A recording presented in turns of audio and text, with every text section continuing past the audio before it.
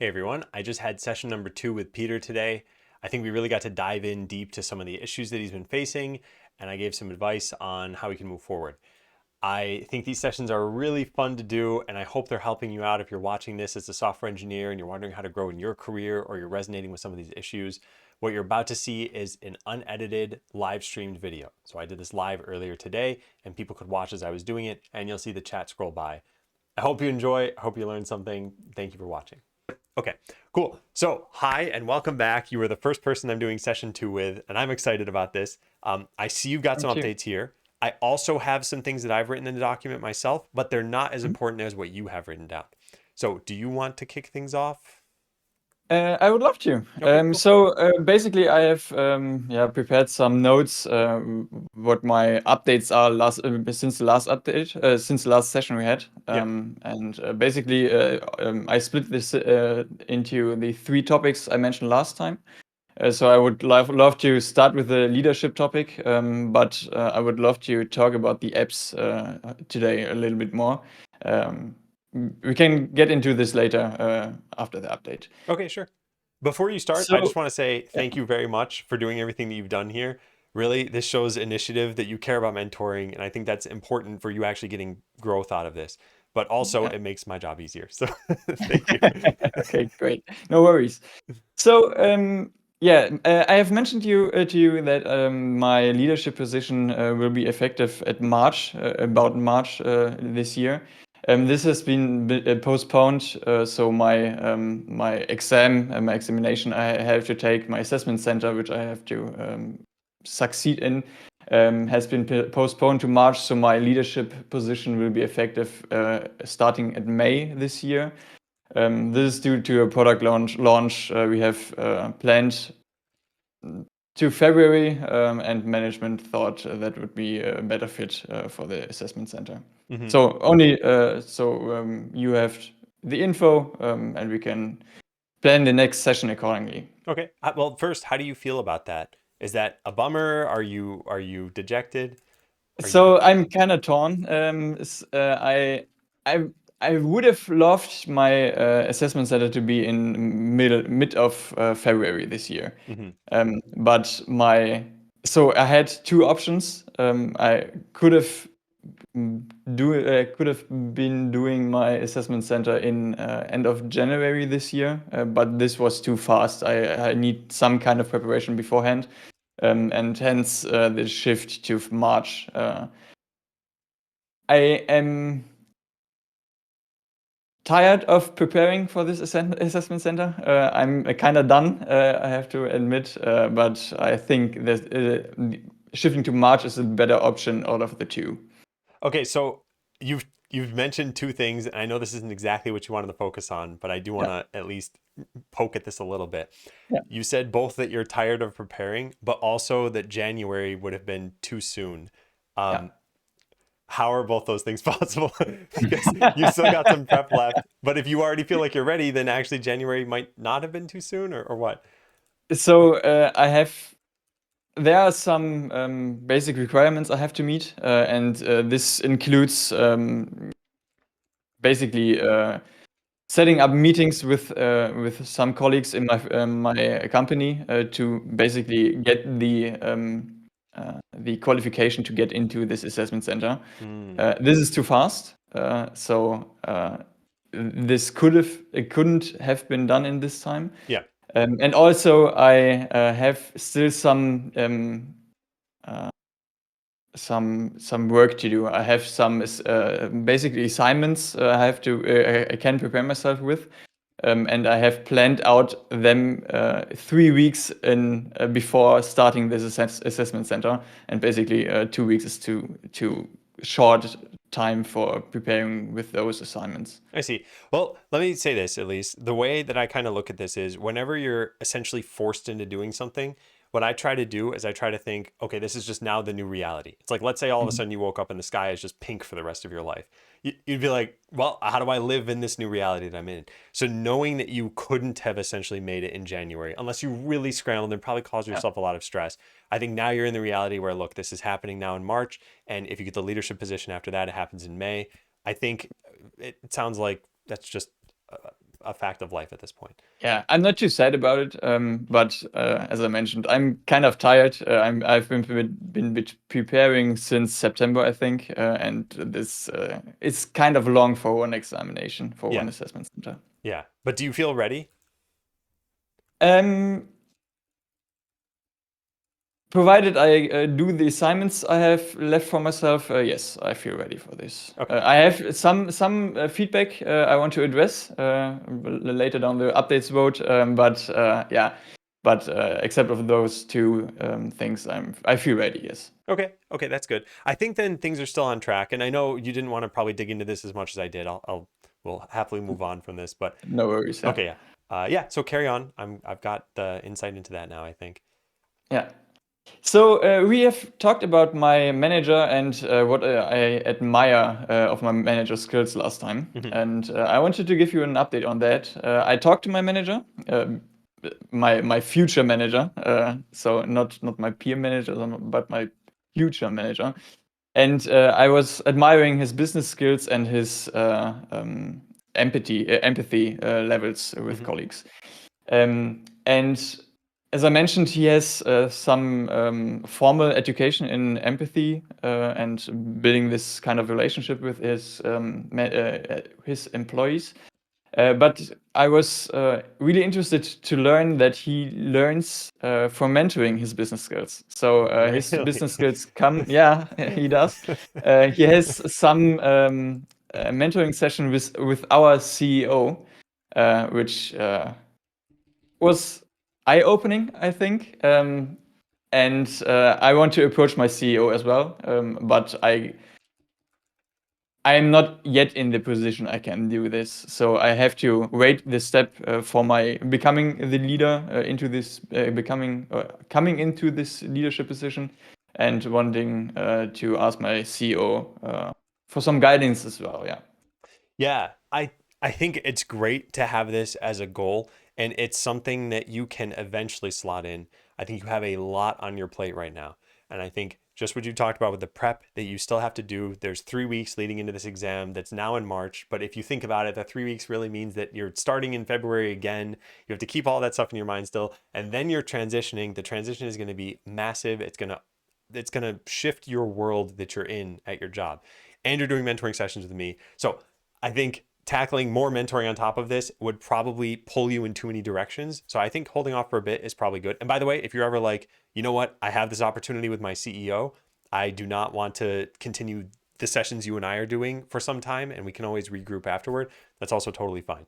But I waited 2 years to meet you and talk to you, so my CEO can wait a little bit.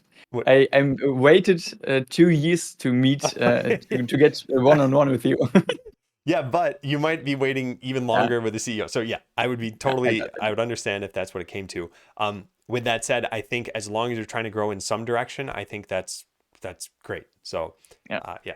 And in addition to this, I think the business skills I would need in my new position aren't as required to start out in this position. So I'm more focused on becoming a leader, so leading people and business decision. I have some colleagues I can, I know they are helping me if I need some help. Yeah. Yeah. And I agree. And I think that what we talked about is, and I know this was a talking point in chat even before this, but you having 25 to 30 direct reports, and the expectation at first being that you're doing a 50-50 split of people management and product management is still, it's a lot. So yeah, any way that you can lean on other people during that time, I think you probably should. So yeah, that's all I have to say on that. But yeah, we can move on to the other things you were talking about there. So yeah, you said future manager business skills, not yet an option. Okay, that was this thing. I wrote the notes in the wrong spot. Right. Got it. So there was a funny incident. Yeah. I got randomly connected with an examiner for those assessment centers. I know he won't be my examiner, so that's a good point for me. But I was able to ask him if he could recommend me something he thinks I might have to work on. And Yeah, he mentioned my perfect. I don't know how to call it in English. Perfectionism. Yeah. Yeah. Okay. I mentioned to him that I'm going into this assessment center thinking or requiring of myself becoming a student, an alumni of this assessment center, and he said basically that's not possible. Basically, never has done. No one has ever done this, and you shouldn't be expecting of yourself to become this first one. And this is something I struggle with. I am kind of a perfectionism kind of person, Yeah. basically, and I would like to take my time I've gained through this shift to work on this, but I have no idea where to start. Okay. Yeah. We should back up just a step because I don't Yeah. understand what this means exactly. My Mhm. understanding was that you're going to take an exam in May, and if you pass, you become a leader, and if you fail, you have to wait a year before you can try again. Yes. Okay, so A to me means you passed really well. B means you passed, like C means you sort of passed. Do those grades matter? Do they? Basically, yeah. So there is basically you have passed. You have passed with flying colors, and there are two options that are kind of bad. One is you have failed the exam, and there's one option where you have passed the exam, but you have to basically study a lot more. There are no exams afterwards, but you have a document telling you what your areas of lack are, basically where you have to study more and get better to become a good leader. Okay, so if I'm understanding, there are three of the four options that allow you to become a leader, Yes. and one of them that would make you have to take the test again. Yeah. And you want to pass with flying colors. Obviously. Okay. So, what does that mean to you? Like, why is that important to you? I think it's basically a net of safety for me. If I So the assessment center is basically four parts I have to do. There's an interview, there's a self presentation, there's a business case, and there's an employee. I don't know how to translate this. Employee talk, criticism talk with a designed employee. Okay. And basically, when I think of this as I want to pass with flying colors, that means I have room to fail at something. They could have been something I couldn't expect it, and basically this is my net of safety if I yeah would have passed with flying colors. Okay. I see. So, to me, this is a rewording of a fear of failure. It's not Yes. actually that you want to achieve a 100% or be someone to go down in history as the first to ever do this. It's that you want to be this leadership position and Yeah. you don't want to have to wait another year. Right. So that I can understand, but I think it's important to be specific about this because otherwise you might think to yourself, there's pressure to do something that isn't actually there. The Mhm. pressure is to succeed, which I recognize it's there. It's an exam. Exams are always a little bit nerve wracking, but there isn't the goal to be the best. And with some exams there is, right? Maybe they have 100 applicants and only the top one person's going to get in. But you're, as That's far it. as I understand, yeah, you're not competing.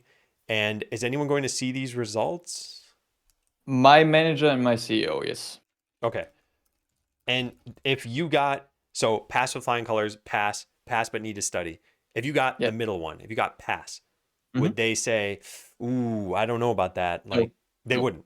Okay. Absolutely not. And if you got the pass but you need to study more, would they be helpful? Would they understand? Would they say, "Okay, yeah, this They is would be helpful, but I'm too competitive for this. I have some colleagues that are going into this role with me. So basically, after the big restructure of our company, there are 5 positions that are filled, and I'm taking one of those. And I don't want to be the only one that has the needs to study flag on this. Okay. So here's where I think you should probably cut yourself some slack. Any of those first three options of the various levels of passing get you into your new lifestyle. And let's say you got in with the pass, but you need to study more. There's no real option for you to go back and take the exam and say like, look, I could have done this. And at some point, I guess we're kind of talking about essentially imposter syndrome here. Let's say you got in with the pass, but you need to study more grade. At some point, you could still be the best leader in the world. But if all you focus on is, hey, at some point in the past, I took this exam and I didn't get the best score I could have gotten, I think you'll be beating yourself up for the rest of your life for something that other people won't even know happened. Yeah. And so it's, I guess, at least in America, we have a set of exams called the SATs, and you take these typically before you get into college. And what comes out of it is just like one number or maybe two numbers, and that's your grade. And yet, once you're in the career world, you don't ask people, what did you get on your SATs back then? Or even, did you go to college? It's what can you do on the job?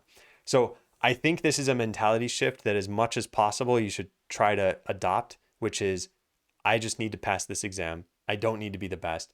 And possibly part of the reason why I say this is you've mentioned the perfectionism. I think this could affect other parts of your career in your life. You're going to have a lot on your plate probably for the next year at least. But even once you've acclimated to that role, your goal is to eventually become the CTO.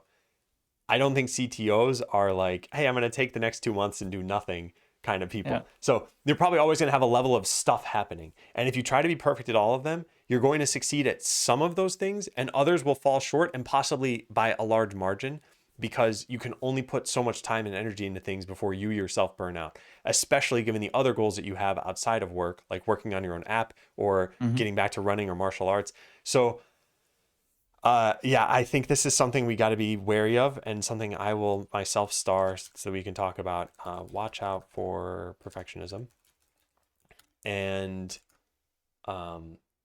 yeah, change mentality as much as possible to see passing as good. Yeah, no matter how well. At least that's kind of what I think here, because otherwise, like, think of what stress you're adding to yourself.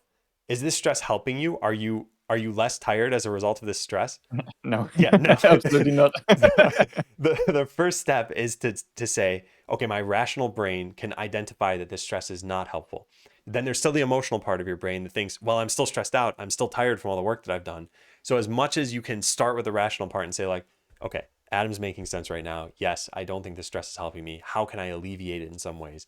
And maybe there are actions that you take that I don't have insight into. Like maybe you are studying for 20 minutes every night, even though you're tired about this stuff. Maybe those are the kinds of things that could drop. And I don't know if that's like, no. Yeah. No. Yeah. So, okay, how does that sit with you from what we just talked about? My rational brain fully commits to this. Yeah. There is no. There's this little voice in my head. Let's name him emotional brain, which tells me, which screams at me. But you have to. But there is always this. My brain is basically a perfect arguer, a discusser.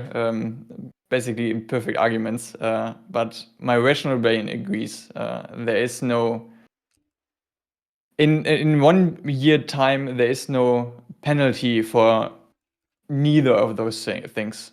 No matter what I focus on and how I grade in this exam. Yeah.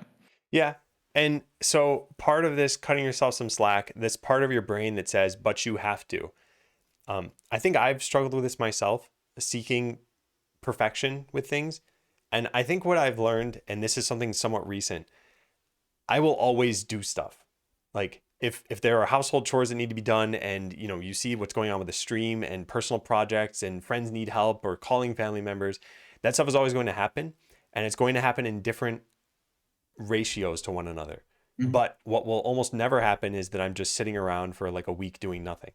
And so Yeah. you're probably the same way in that various levels of your life are going to get, various parts of your life will get different levels of commitment at different times. And so there are phases that you go through where you might think work is really important to me right now. And so maybe family takes a bit of a back seat, or maybe your Mhm. personal project takes a back seat. But then at some point, those personal projects start going into the forefront and maybe work fades back a little bit. So at no point are you going to be sort of less Peter, less Mhm. of what you're putting into your projects. You'll always be doing stuff. It'll just, if you could quantify the numeric values of what's going in all of them, they'll still probably add up to the same numbers, but they'll fluctuate. So Mhm. yeah, I think this is going to be a pretty important theme that we're probably going to come back to a lot over the next however many sessions of cut Yeah. yourself some slack, and realize that part of cutting yourself some slack is recognize when to give yourself credit, recognize how much you're doing, and recognize how far you've come. So all of these things are things that you at some point kind of need to just pause and think about this. And so look at it with the exam. Let's try one of these. Let's focus on the third one, how far you've come. When did you start studying for this exam? Yeah, it's around September last year. Yeah. Yeah. So what did you know back then in terms of compared to how much you know now? Like, did you learn a lot? Yeah, I did. Yeah. Okay. That was a very steep learning curve.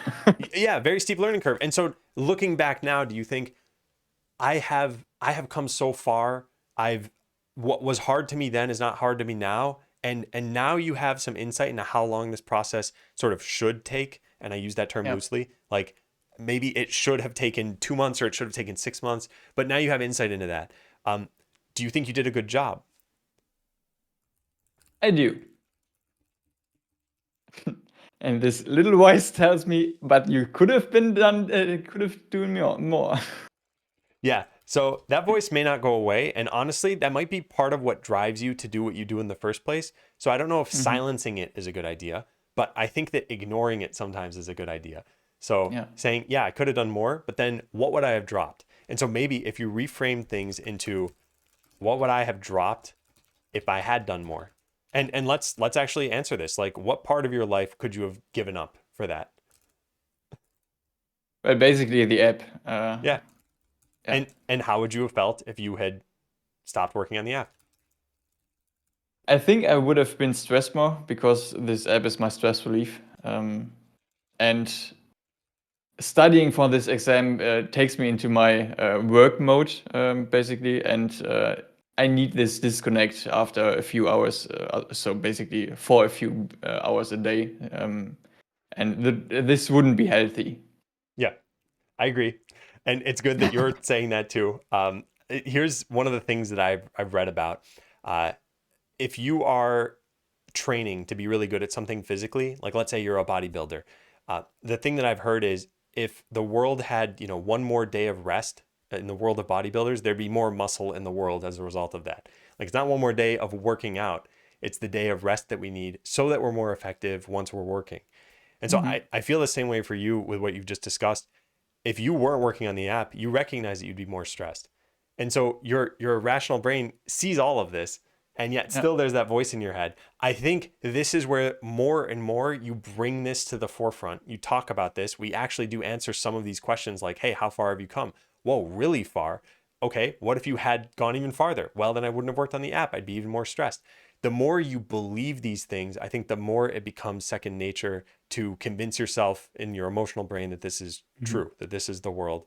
And it can take a very long time. And when we're talking about things like cutting yourself slack and watching out for perfectionism, these are things that will probably be themes for years if left Mhm. unaddressed. So I think it's good that we start now. And yeah, I think this is a good little exercise that we tried here. Yeah, I agree. Um, yeah, and so you wrote other advice that you have here. Also, I'm not trying to move on necessarily. If you want to still talk about this, No, totally fine. Yeah. no, I would like to move on. Yeah. Okay, sure. Yeah. So basically, I have an my current manager has given me advice to pass in this past 18 days of this new year, and basically and has recommended that I should try to focus more on asking open-ended questions. I'm personally pretty black and white or 1 and 0 guy. So on and off. There is no middle ground in my thinking. I'm either either of those options on none, basically. Mhm. And I tend to formulate my questions in this way too. So I'm basically asking you. I have no example, but basically I tend to state yes or no questions Yeah. instead of open questions. And my current manager has recommended this to use for employee talks, basically asking employees to open-ended questions so they can get into this talking and don't have to answer with yes or no, basically. And I have no idea how to shift towards those open-ended questions. And if you can learn this, or if I have to fix my mindset beforehand, I don't know. And wanted to get your take on Okay, this. I have lots of ideas, but first, you said your manager recommended employee talks. Is that what you said? Wait, I'm googling this. Okay, sure. let, Yeah, let, yeah. let me translate this. I'll just go learn German. And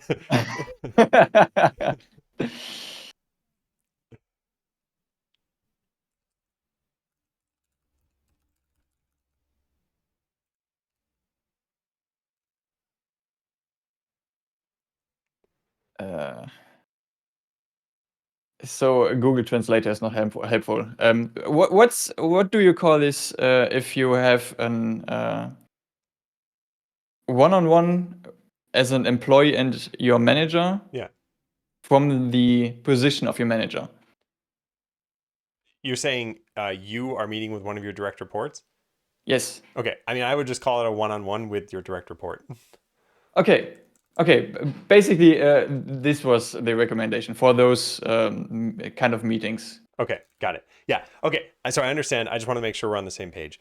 So the way you address any of this, first, I think you have to ask yourself, is this like an innate reflex? Like, if I hit your knee, your leg will extend. That's something you probably can't ever remove. And it's not in this case. So this is something where it's like the way you are trying to formulate questions is what we're talking about here. And I think the first step for this is usually awareness. Are you aware in a conversation that you've asked a black and white question? Basically, after the colleague or employee says yes or no. So this triggers the reflection on this.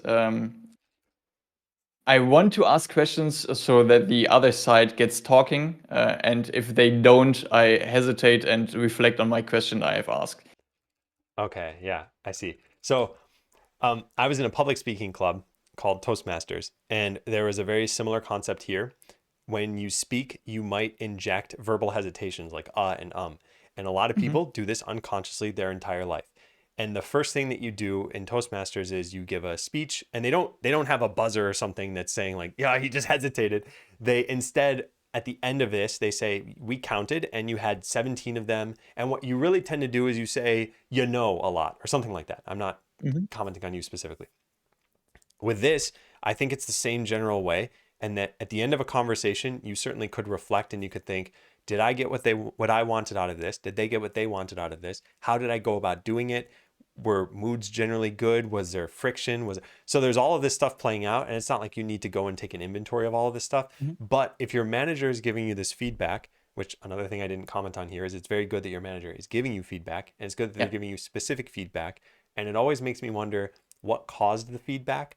Was it that another I employee, asked for it. you asked for it? Yeah. But Yeah. was it that they noticed it or that they were told about it?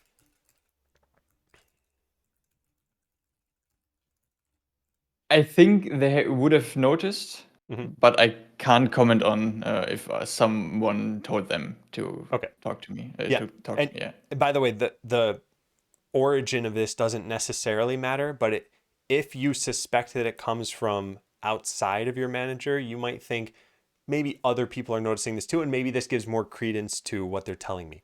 But your Mhm. manager alone, assuming you trust them, and it sounds like you do, then this is good feedback to work on. So step one, I think, is awareness.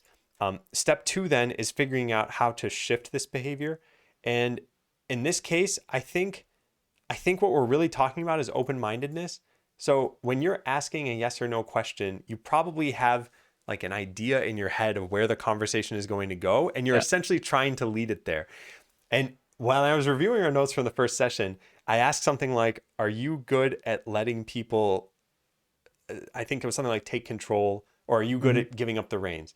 And you paused for a second and you said something like, I'm getting better, which is a Yeah. somewhat diplomatic answer saying like, okay, that can be hard for me sometimes. And it's Yeah. good to recognize this. And I think that's what's related to this that's happening here. Asking Hmm. yes or no questions is really, how do I make sure the conversation goes sort of how I expect? And so there's some amount of, okay, stepping back and saying, this person can surprise me here. And how might they surprise me? And where might I go if I do that? And I think this plays into how you look at yourself. If you look at yourself as someone who likes handling that unknown and the variance in conversation, then you'll see it as a challenge. But if you look Yeah. at someone who's like, I just want the most efficient conversation, and if I were just allowed to lead this and they're not letting me and it's frustrating me, then you'll see it as a frustration. So Hmm. um, I think it's open-mindedness and like freeing the reins a bit, and yeah, I have to admit, I tend to plan out my meetings and my conversations. yeah. That's what makes me nervous about our one-on-ones, basically, because I can't do this. I can't plan out what you are asking. What's great for me, so it's a challenge for me, but that makes me nervous. Yeah, and I think it's about sort of embracing that nervousness and using it to empower you rather than using it to steer you away from an event or a conversation that Mhm. you might have. Um, so I'll try to keep you on your toes. But also, so will these one-on-ones that you have with your eventual direct reports. They're going to say things that you don't expect. And sometimes it won't be because it was a conversation you started. Sometimes it's going to be a conversation they start. Hey, I'm having trouble with this coworker because they're outright insulting me or something. Something you just never Mhm. would have expected. And they come to you and they say this and you say, well, I didn't have a plan for this. That's going to happen probably more than we both think, and not with hopefully negative things, but also maybe positive things, or maybe just, hey, my person in my life fell sick, I need a month off. You're like, well, I wasn't planning for this, how do we rearrange the project? So I think let's try to focus on some awareness for this. Let's try to see, can you spot when this is happening as it's happening rather than once they've responded?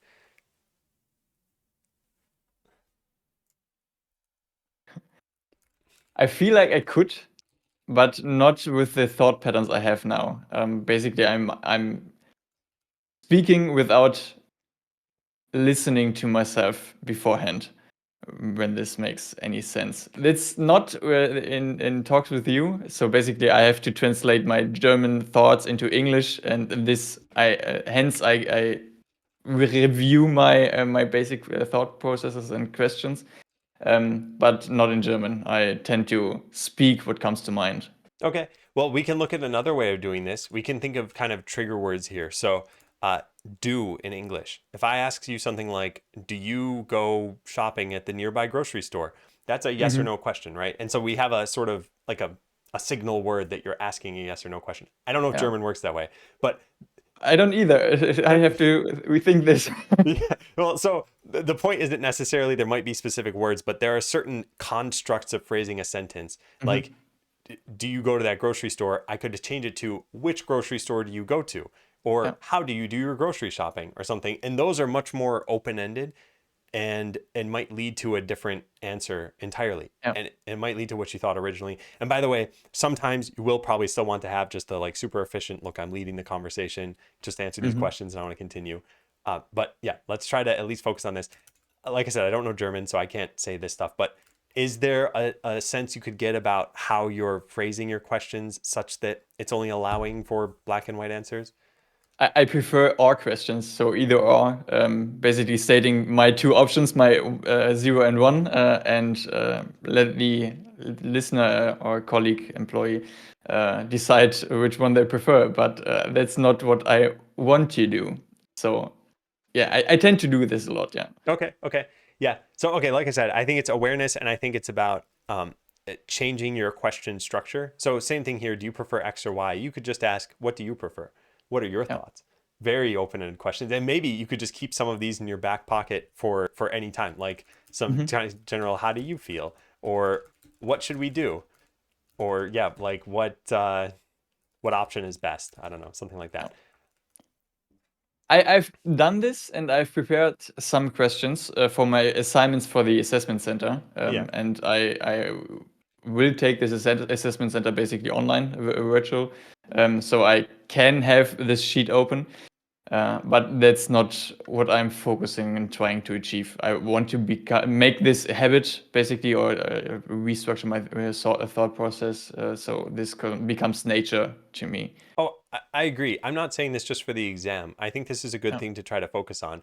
And by the way, if you're doing this in, realm A, let's say realm A is the professional world, you're probably doing it in realm B, where realm Yeah. B is, personal or anything else. So you could try to catch yourself anywhere doing this. Maybe the Yeah. next conversation you have with your friend, literally just, have a post-it note in your hand that says, ask open-ended questions, and just see how the conversation goes. And at the end say, hey, by the way, I was running this experiment and this is what resulted from it, or something. I don't know. You could have fun with it. Yeah. But yeah, I think it starts with awareness.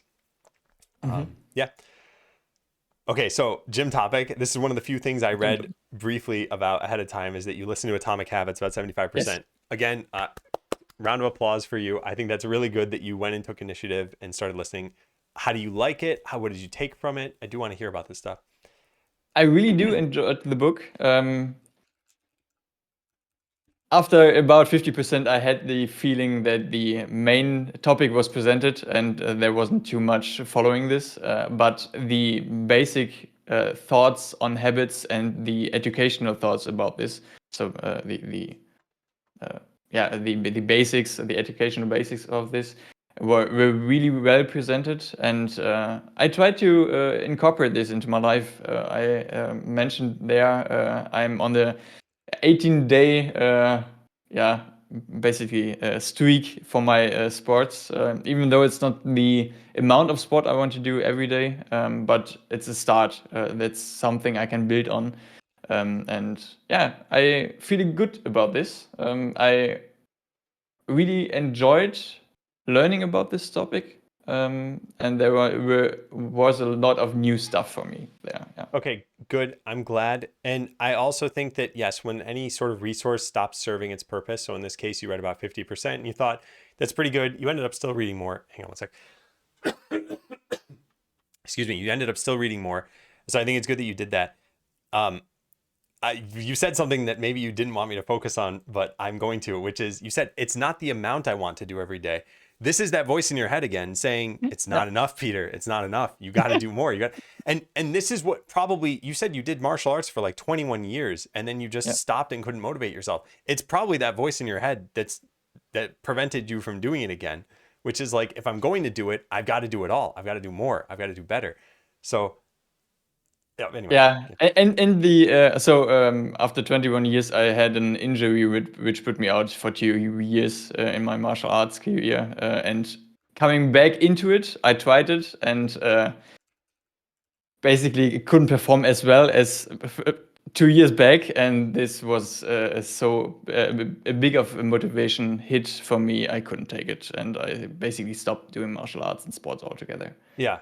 Well, I don't want to draw connections where there aren't connections necessarily. I didn't know about the injury, but I will say this, the whole having lower performance than when you had 2 years prior, that is the not cutting yourself enough slack bit, because it's like no one will have that same level of performance. You did something for 21 years straight, and then it's not like you stopped for 3 days, you stopped for 2 years. So I think this is good. I think it's good that you focus on what you want to do. And gym was one of the things that you'd mentioned. Out of curiosity, what is the sport related thing you're doing or exercise related thing? Let me Google Translate this. So it's not gym. I wanted something I could have started anywhere in my personal area without leaving my comfort zone. So basically, I had no argument against doing it. So Yeah. basically, leaving the house.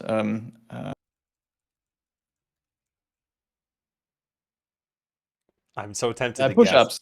Push-ups. Yes, so push-ups. Basically, doing push-ups, even one a day, is enough to complete this challenge for me. But obviously, once started, you always do more. It's like programming. If you start programming for 5 minutes, you always tend to do completely full hour. Yeah. Okay, this is good. Hang on, sorry, I'm coughing a lot. I would mute, but I have two different microphones to mute right now, essentially. So, No worries. okay, I wanted to highlight this bit that I wrote here. I'll put this up here. So, one of the main things that I think Atomic Habits talks about is good habits. You want to make the cues obvious, the craving attractive, the response easy, and the reward satisfying. And so your cues and craving, I feel like you have already in yourself this craving. The response Mhm. is actually doing a push-up or multiple push-ups. And like Yeah. you said, you made it easy for yourself. You didn't say, hey, I need to go run a mile every day, where you'd need to go find either a treadmill or go outside. It's just a push-up. You can do that in pretty much every single room you've ever been in. Mhm. And the reward satisfying. So in your mind, what is the reward that you get from this? It kind of feels stupid to tell, but there's basically an app and a friend of mine made, which basically you can click and create some visualization, basically like the GitHub profile, where you get the green dots for every commit you do for a day. Basically, this for habits, where you can check off a checkbox at the end of the day. Basically, I have done my sports for this day. Yeah, that alone can be enough. I don't think that sounds silly or anything. I think that some people take pride in their, I forgot exactly what it's called, but yeah, that GitHub commit graph. And it's like, oh, hey, Mhm. I have a solid green block on weekdays or the entire Yeah. year or something like that. So you've essentially started a streak, you've committed to this thing. And the more time you put into a habit, the more you've solidified it, I think, because it takes a lot of kind of time and effort. And from there, you can always branch out. I think we need to keep an eye on how much you're trying to do. So if you were to say, look, the goal is to eventually get to 100 push-ups per day and then start adding in other exercises, crunches, or whatever you want to Yeah. do, yeah, that might start pushing the boundaries a bit too much, and so we'll have to keep an eye on that. I think there was something else I wanted to mention about this though. Oh yeah, so the flip side of the encouraging good habits is the inversion of bad habits. I don't think you've talked about any bad habits you want to stop, other than when you mentioned the asking yes or no questions. And Mhm. so we could sort of apply these same things and take a look at the cues and the craving that you have for changing it, and the response and the reward.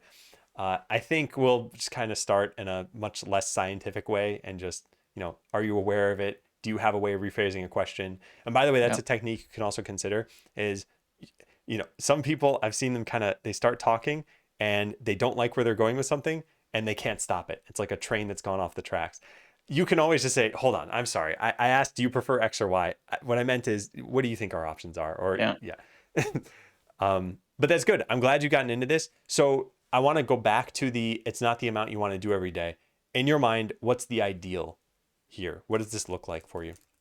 I would love to go back to basically 2 days a week with about 90 minutes of sports and doing some kind of sports every day. So basically, get active for a day, but some, yeah, extensive amount of sports for 2 days. That would be my ideal, um, yeah, focus. Okay. And so have you heard of SMART goals? Yes, Yeah, I did. okay. Yeah. So it's specific and it's measurable and it's actionable, Yeah. and um this you've said is your ideal. What is your sort of realistic goal? And maybe it's the 90 days, or sorry, 90 minutes for 2 days a week. I don't think this goal is unreachable for me. I think I have to find something I want to do for 90 minutes straight. That's my issue here. And I think doing the push-up challenge for me is something I can focus on and try myself around this. So I want to make this the basic habit. I want to start for basically home training. So don't going to the gym, but finding some HIIT training online and doing this after my push-up challenge, basically. Um, and I think the 90 minutes straight is achievable for me, Okay. but I not at the current situation. Oh, Not yeah, and after. that's fine. I think it involves Yeah. some ramp up time to get to there. Yeah. I want to go back to something I asked you earlier, which is, let's say you had studied more. Let's say you listened to that voice in your head and you studied more for your examination that's coming Mhm. up. I said, what would have had to drop? And you said your app. Um, Given that you mentioned your app, I'm guessing that's the most the most sort of approachable time to take out of your schedule. So where would you get time to work on? You're going from, let's say, I don't know, maybe you're spending 2 minutes doing some push-ups. How do you get the extra, whatever that works out to be, like 170 minutes you need per week? Um,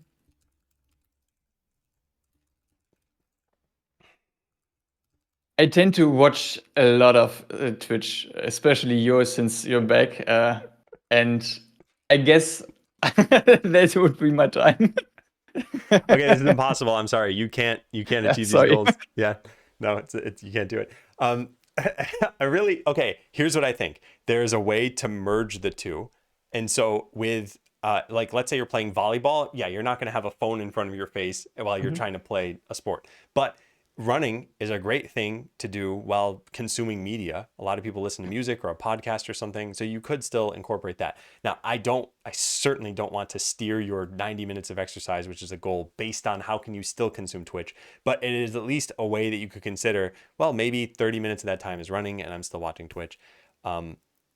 I've started this, so I have started to watch Twitch, basically doing my push-up challenge, doing it for 5 minutes or something, and it feels kind of weird moving the screen in front of your face, but yeah, that's something I tend to be able to incorporate into my exercises. Yeah. So I think that's good. I think there's another piece of this that's important to focus on. Again, going back to that question earlier, how could you have studied for these exams anymore? You said I could take that from the app. Okay, what's the consequence of taking it from the app? Well, I'd be even more stressed out. That's my disconnect time. We're talking about essentially the same thing here, except that at the very least, the sports are for you and the watching Twitch is for you. It's not necessarily for somebody else. Yeah. But you still probably need some just, I'm going to sit down, I'm going to be a blob on the couch. I'm going to just watch some TV. I think that's still necessary to disconnect and just kind of turn off your brain. And I also think there's a time where, okay, you hit your limit. It's like if we spent 120 hours a week consuming TV, that's almost certainly overdoing it for everybody. So I don't know if the goal is to get down to like to take all of that time from watching Twitch. And so maybe there's something that's sort of in the middle ground and that we should aim for goals along the way of work from your 5 minutes of push-ups to 15 minutes to Yeah. 25 minutes, something like that. I feel like I'm on the right track with this. I have worries if I start formulating some of those smarter goals and starting to ramp up my challenge, basically, that it's too fast. I was at the same position about about 1 year ago. I'm currently in with my sports with all of that, and I want to make this effortlessly for me. So I want to make this build this push-up challenge habit a bit further before ramping up my minutes doing sports. Okay, yeah, I think that's reasonable. More before ramping up. Let me think about this. Is there anything else I want to add here? Yeah, I would just say don't underestimate the power of doing something gradually. So I had talked on stream about this whole how did I reduce my sugar intake, and it started with an idea I'd heard on Reddit, which was, hey, I'm gonna just over the course of 2 years, I'm going to do this. And I had never thought of a goal like that. Like most people, when you're talking about diets or something, they're like, I'll start next week, and in the course of a month, I'll try to see some changes. So I thought, wow, 2 years. And I laid out a schedule that by the end of 1 year would have gotten me to a point that I think I would have been happy with. And I was able to follow it. So yeah, I'll kind of sort of keep an eye on this, and we'll talk about this next time too, and just see where this has gone. But by the way, it sounds like you're pretty naturally motivated to do a lot of different things in your life. And Yes. and that's why I think so much of this comes down to just how do you direct the motivation and sort of imagine turning a faucet or something. You're letting out some amount of water. How do you let just enough motivation for each thing to get to the point where you have either the most progress or the least stress or the most happiness or yeah. So that brings us to the apps section of this. Yeah. Yeah. So you have written down how's the app going? It's going pretty well. I'm basically at the finishing mark. I have prepared the landing page. I have prepared social media for this. The app is basically on the iOS App Store, and I have only to click the submit button. And the only thing left to do is basically submitting this to the Google Play Store. I'm not sure yet if I want to release it both on par or if I want to wait a little bit between them. But there is one daunting task which pushes me to develop this app further and further and further, and this is marketing. I have no idea where to even start about doing marketing for my app. I have released my last app. I've mentioned this last time, and basically the app has no users, and I don't want this thing happen to me again. I think my current app is miles better than the first one. Basically, I have learned so much the 13 months I have built this first app, which I could incorporate into this new app. But yeah, I have no ideas where to start learning marketing because all resources I find tend to be courses that want to sell you something, and this is nothing I. If someone could give me a course and let's say it costs I don't know X amount of dollars, I would pay it if I knew it was good. But there is no such resource I could find which reliably tells this is a great starting point for you. I have no idea how to go about this. I'm going to do something a little different from what you might expect here. I'm going to question the goal itself. What does marketing help you with? Because you mentioned that your first app had no users, and yet your original goals for setting out on making apps on your free time was disconnect a little bit. By the way, I'm not trying to exhaustively summarize your goals, but the big ones were disconnect a little bit and also learn technology because you've shifted far enough away professionally from coding where if you're going to be CTO, you still need to stay up to date on this stuff. So essentially, you are trying to juggle like 12 goals, and that's very hard to do. And so maybe one of these falls out. Which one could fall out and not be a problem? Let's say you didn't market this app. Let's say you didn't become CTO. Let's say you, and so let's approach it from this angle of what is marketing helping you with? Why is this important? Why do you want your app to have users? Because I worry it will put a dent into my motivation to do those side projects. I felt like the first app was a failure, and that was a bummer, but I could still recover from this because I knew I could have done things differently starting over. So that's what I did with my second app. And I worry if those I would have view an app in the App Store without users as a failure, and I don't know how many failures I would be able to handle before quitting programming on the site and hence reaching my goal to become a CTO. Okay, this is a very complex set of things that you've mentioned because for one, just like how you mentioned things are black and white, I think you see things as success and failure. And I think that you yourself already mentioned you learned so much doing that first app, right? If you were to focus on how much did you learn as being a success, you would be in the pass with flying colors category for that. And yet you're ignoring all of that and you're saying it doesn't have users. It was a failure. And what that does is it pulls the rug out from under you. You're basically like, I deserve no credit for this. Next time though, I'm going to do it right. I'm going to do it better. But guess what? You could have this app, you could market it well, and you could still determine another dimension along which it is a failure. And you could say, well, it didn't make enough money. And so the next app I'm going to do, that one's going to make money. And then you do that and you're like, well, I didn't sell a company while I was doing it. So, and so where does it stop? When do we say we've come far enough here and I can admire the successes that I've done through this? So I see where your line of thought is. You're worried the whole part about if I don't want to work on apps, how will I work toward being a CTO because apps are my path. But like I said, this is so complex because apps are not the only path to doing this. If apps are the only path to doing it, having users is not the only path to staying motivated.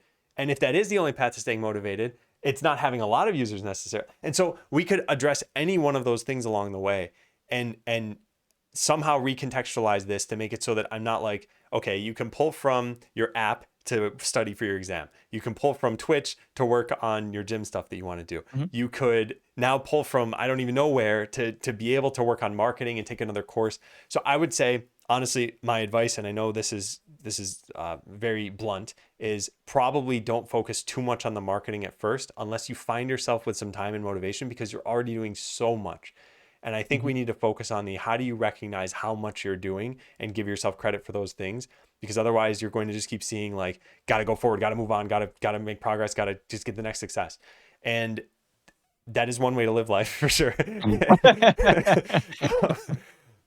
So how do you I feel? feel like you have summarized me pretty well there.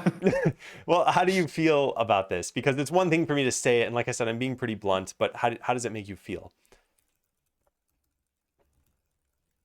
I need some time to reflect over this, but I think you are right. I am the kind of person that that tends to look at this as failure or success. There is no middle road there, and I think so. I've been programming for the last, I don't know, uh, more than a decade years, basically, and I always came back to it, even without an app in the App Store, and without a goal becoming a CTO. So, yeah, I agree. I would have, I think even without users in my app, I would have come back to programming and hence be able to reach my CTO goals if this is the path I want to take. But it's a hard mind shift Yeah. for me. Yeah, I don't think this sort of thing would be easy, because the way I kind of look at this is we all have our own problems, and for something to be a problem worth sharing means that it must have gotten big enough. And for it to have gotten big enough means that probably our own nature and our tendencies lead us to that problem repeatedly. And so, and to some extent, I see it almost as like, you're sort of, a lesson is dangling in front of you, and do we learn it, or do we just push it aside, and then later I'm dangling it in front of you again. So I think I would say to sort of sit on this. If you rewatch the VOD, or if if you're looking at chat or something, really focus on these minutes from like 11:50 to 11:54 my time. You'll see it in the VOD, of course. And there was some other thing I wanted to write about this. No, I think there is some processing that needs to happen here. Yeah, and I'll need to think about this too, because I don't like being super blunt in what I'm saying, but I think sometimes like, look, you really do need to recognize you have a lot of goals and you're doing things toward those goals. It's not, I've seen people who have a lot of goals who do nothing toward any of them, but they feel like, well, I have the goals, that's good enough. No, you're doing a lot of work toward those things. So you need to feel good about that, and you need to celebrate those things. I myself literally just wrote a note yesterday saying I should have a note of a list of things that I personally like, that when I'm looking to celebrate something, I can just take something from that list. So like my favorite restaurant or something like that, or whatever, any sort of leisurely activity you might do where you're like, I'm going to go watch a new movie and not worry about anything for that time. So I want to ask you briefly, do you celebrate your accomplishments? No. Okay. Absolutely not. Absolutely not. That was a very fast no. Would you like to celebrate your accomplishments? I think so, yeah. Okay. Yeah. I think it's something, I think this is part of the giving yourself credit. If you pull any accomplishment from the last month or 6 months or something like that, and we could pull something you said from this conversation. You've learned a ton since September when you started studying for that exam. Yeah. That's great. Like, did you ever do something about it? And like, yeah, go treat yourself to something, or, call up a friend and just say, hey, I'm proud of this thing that I did. I think any of those things will give your mind something to latch onto to say, hey, that felt good. And I recognize that it felt good, and I'm not always in struggle mode. So we're running a little bit out of time. The final thing, by the way, was learning marketing and everything. I think this is the risk of just courses, and marketing is such a broad field. And even when you narrow it down to tech marketing or to finance marketing or hospital marketing or something like that, it's still very large. So I think it's going to be hard for you to get confidence that this will work, given that it's an evolving field. And so even if I said, hey, Peter, I've done a course and it helped me get my app to 1 million users, well, that might have been 5 years ago, and maybe it's less relevant now with the rise of things like TikTok, for example. So I think vetting that would always be tough, but you have to start somewhere. And that's assuming that we agree that this is a good goal to have. And yeah. So, okay. Again, I kind of want to do like a little wind down of like, how do you feel in general? Like, you know, are you happy with how progress is going? I loved this session. It was really deep. I didn't plan for our conversation to go this deep. There are a lot of gems in this. I have to watch multiple times, I think. And I had some. There were some recommendations from you which I want to follow. So there are some gems I want to restudy, rewatch, and take into consideration, and basically act on them. Yeah. Okay, cool. I loved Yeah. the session. It was really great. Yeah. I think they're great too. And I'm really glad that you can join for them. And I'm looking forward to seeing what chat said throughout all of this stuff. Yeah. I do too. So yeah. All right. Well, thank you again. Again, I admire the courage it takes to do this sort of thing. It's, you know, you're in front of how many people are watching right now, and you bared your soul. So thank you, Peter. I hope you have a good rest of your night. Thank you, Adam. Yeah. Take care. And best of wishes. And we will plan the next sessions on Discord, right? Yeah. Sure. Yeah. Okay. About a month from now, Great. probably too. Yeah. All right. Take care, Peter. Bye. Bye.